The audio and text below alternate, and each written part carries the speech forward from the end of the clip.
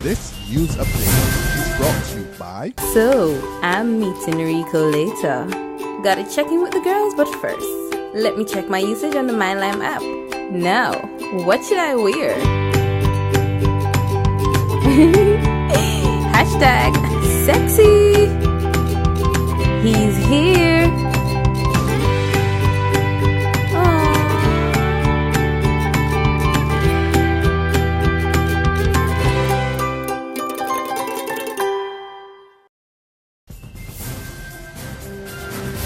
Wednesday, April 22nd, and time for the Barbados Today morning update. I'm Fernella Wedderburn. Thanks for joining us. We begin with news that today's strike action planned by teachers of the Combermere school has been put on hold, at least for the time being.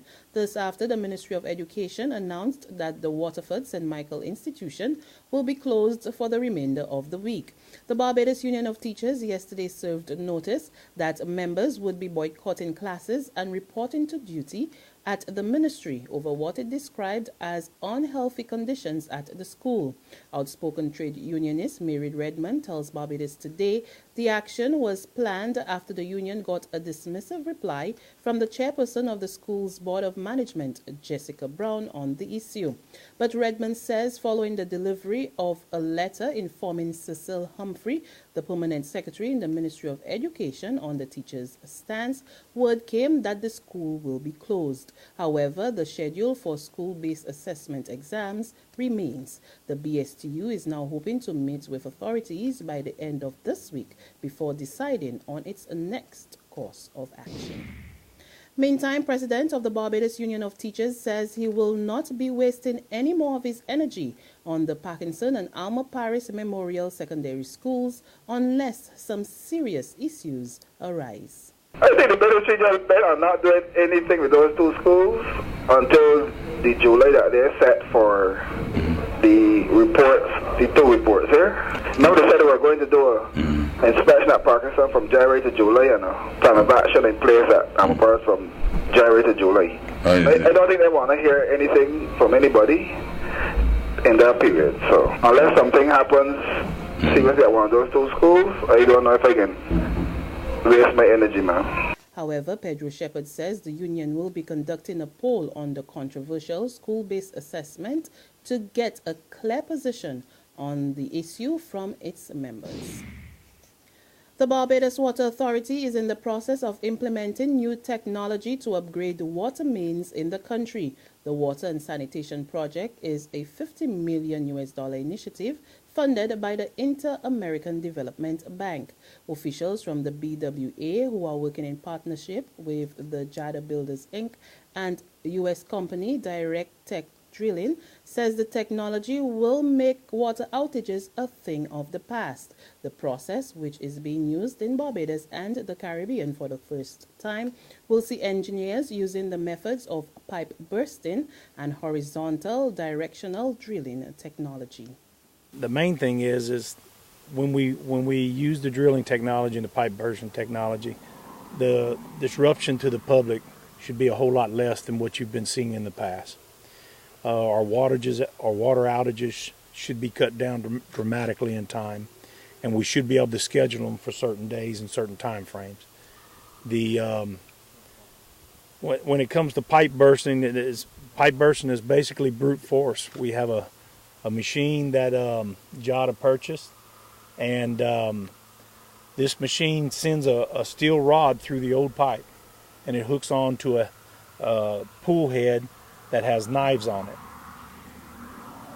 We then connect the new pipe to the back of the pool head, and we just force that head through the pipe. We pull it through, and it cuts the old pipe, which allows the new pipe to follow in it where it used to be.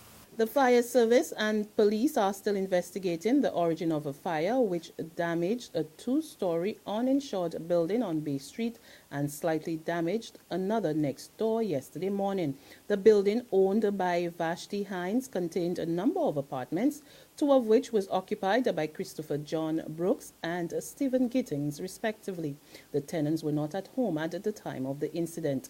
3 fire tenders and 10 officers under the leadership of Acting Deputy Chief Fire Officer Lloydson Phillips responded to the blaze, which started around 7:15 a.m. In sports now, in just 2.5 hours, West Indies will resume from their overnight position of 188 for 5 in the second test match at the Grenada National Stadium against England.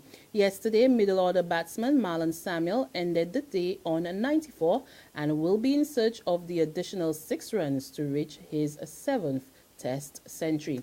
He will have West Indies captain Dennis Ramin at the crease with him, and the team is hoping that the two will put on a substantial score on the board.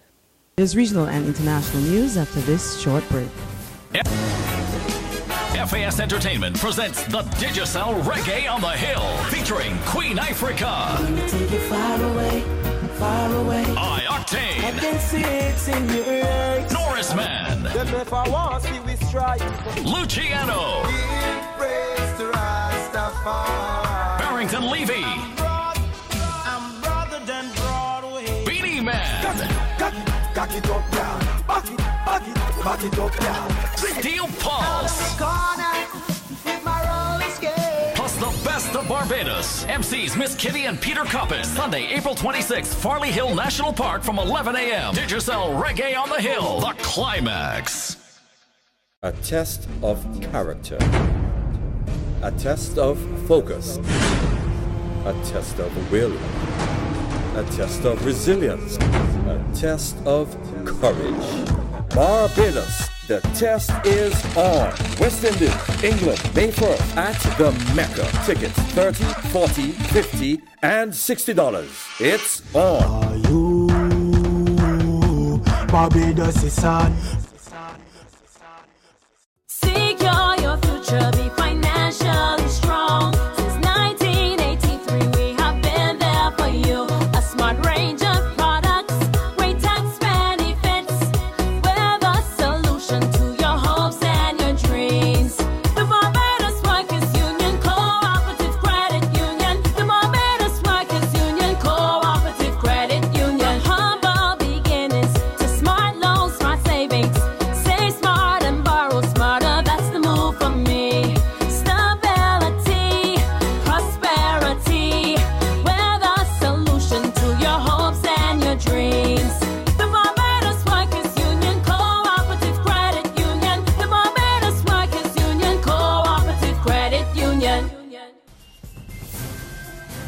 So news from the region, CARICOM's task force on climate change met in St. Lucia yesterday in preparation for a number of critical meetings in the coming months. More in this report from HTS News Force. The talks come ahead of a meeting of regional heads of state and government in Martinique on May 9th. They also precede major climate talks scheduled for Paris in December. CARICOM countries have made it clear that they will not accept a bad climate change agreement come December. Sustainable Development Minister Dr. James Fletcher says the Castries meeting is another key event ahead of signing a new legally binding climate change accord. Our meeting here is a meeting of technical experts to really refine what are our main positions, what are the issues that are sacrosanct for us, what are the red line issues that, as far as we're concerned, any new agreement on climate change must address. Among other items, the participants discussed a draft Martinique declaration. The Martinique Summit on Climate Change was proposed by French President François Hollande. Further afield, the South African Army has been deployed to help prevent the ongoing xenophobic attacks in the country. At least 7 people have been killed and 5,000 left homeless since the attacks started about 3 weeks ago against other Africans and Asians. The defense minister says the army was intervening at this time because the situation is now at emergency levels. And that's our Barbados Today morning update, but we'll be back again this afternoon. Until then, remember to log on to www.barbadostoday.bb, subscribe to our e-paper, email updates, or like us on Facebook.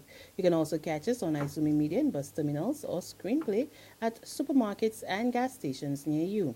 Also, tune in to Channel 101 on 9TV and Mix 96.9 FM. There you can get all the latest news and sports. I'm Fernella Wedderburn. Good morning. This news update is brought to you by... So, I'm meeting Rico later. Gotta check in with the girls, but first, let me check my usage on the MyLime app. Now, what should I wear? Hashtag sexy.